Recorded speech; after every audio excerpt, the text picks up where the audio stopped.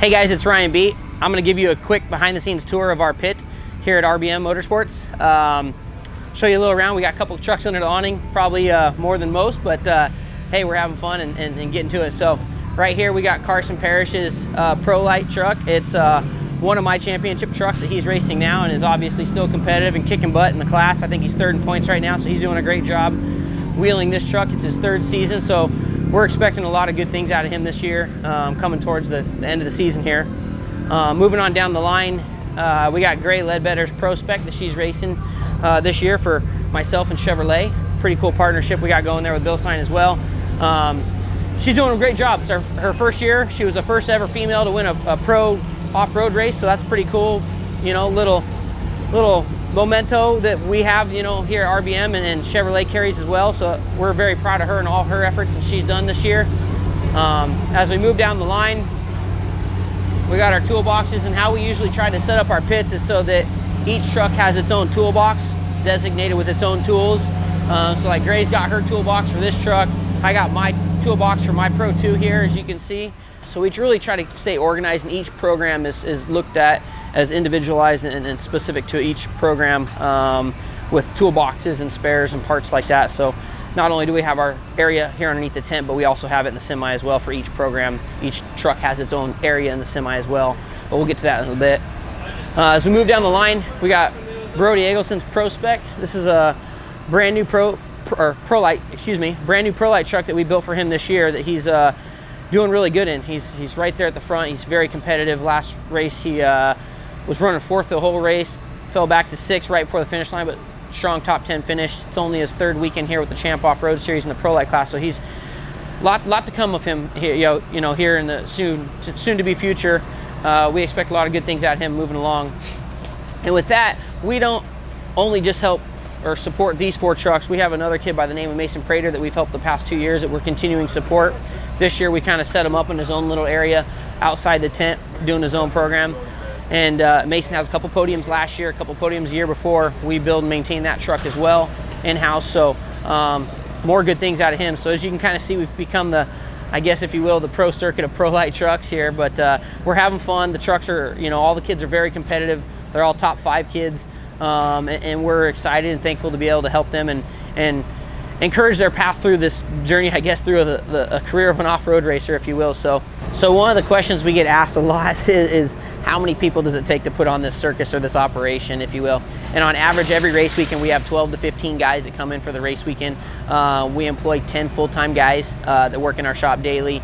That includes our 2 semi-drivers and whatnot. So it is a big operation. It is a big task to manage all this and keep everything going, but we have really good people, really good partners that all of our crew guys are experienced. They have multi-years in off-road that know how this program goes and knows how things should be run professionally, efficiently, to be able to make this happen, because if we didn't operate efficiently, none of this would be able to happen. It's just too much craziness and pandemonium all the time if you didn't have people that really know what's going on. So kudos to my guys and everybody we got here, but it takes a lot.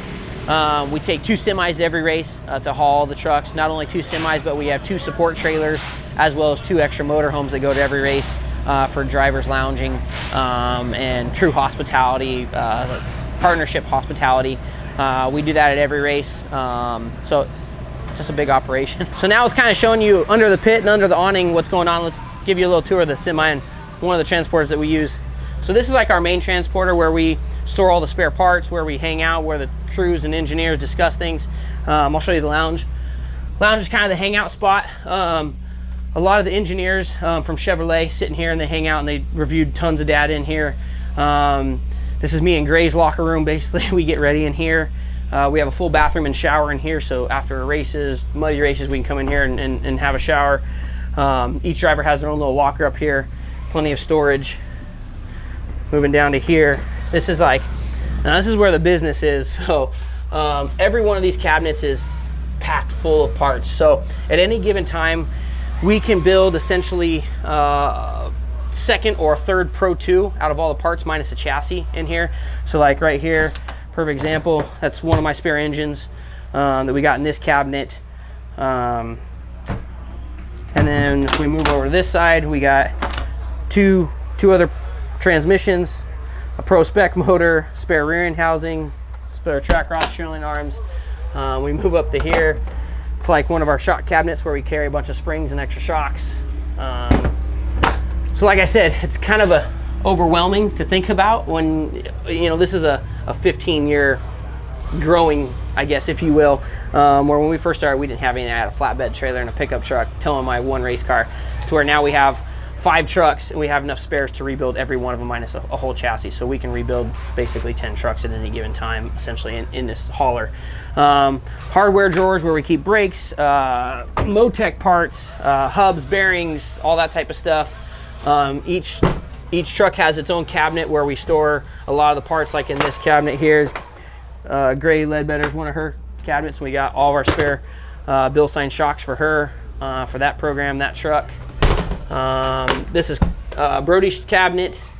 So we go through more hardware drawers where we keep all of our nuts and bolts and stuff like that. You know, hardware for trucks that are needed. So now in every semi, you usually have like a work area where you assemble gears, transmissions, underdrive gears. That's where we do this right here. We build shocks back here. We open this drawer, it's full of our underdrive gears. This cabinet here is all of our Bill Sign shock parts, where we can rebuild not only our shocks, but we rebuild a lot of the other racer shocks out here. When they have problems during the weekend, they come here as kind of like the Bill Sign home. But yeah, this is where we do it all. Shocks, third members, transmissions, underdrive gears, all that gets done back here. We have a fridge so the guys, when they're thirsty and working, they can get a drink. These cabinets are just full of parts. Basically, just like I said, to rebuild all the trucks, we have spares, A-arms, spindles, trailing arms, track rods, anything you can imagine, we pretty much have on this rig at all times. Lubricants, all of our Lucas Oil products happen here. We have converters and underdrive units in this cabinet, where we store a lot of our Lucas Oil products in there as well. This cabinet is like a lot of our power tools, batteries, stuff like that, where we keep, you know, tools like that. We have fabrication tools in these toolboxes, along with you know, nuts and bolts and stuff like that. We have our bolt bends, you know, that we carry for all the trucks, the correct sizes and whatnot. Nuts, washers, like I said, pretty much anything that we could need to rebuild trucks on a race weekend. You know, you travel quite a distance. You know, for us it's 18 hours minimum to every race, and so when we go 18 hours with 2 semis and 15 people, you want to be sure to have enough stuff on board to finish every race and be able to compete in every race. One thing that we do on every race weekend, once we unload everything, we set up our kind of our t-shirt area, and this is where we store all of our t-shirts for t-shirts and hoodies and hat sales on the weekends as fans come by and want stuff. But not only that, but we have our spare pro light up here. So basically this is Carson Parish's backup truck, but it's also used as our community spare or backup truck. If somebody wads up a chassis bad enough, we can come up here and unload this truck, and it's ready to go at all times, minus putting tires and wheels on it, to go out and go race. So it's kind of our team and community backup truck or spare truck that everybody's welcome to if something happens on the weekend, so to make sure, again, and ensure everybody's racing on the weekend.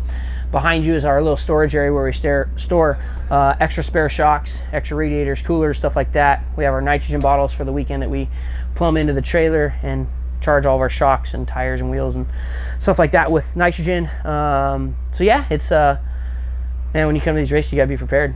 I'm Ryan Beat with Ryan Beat Motorsports. Thanks for stopping by.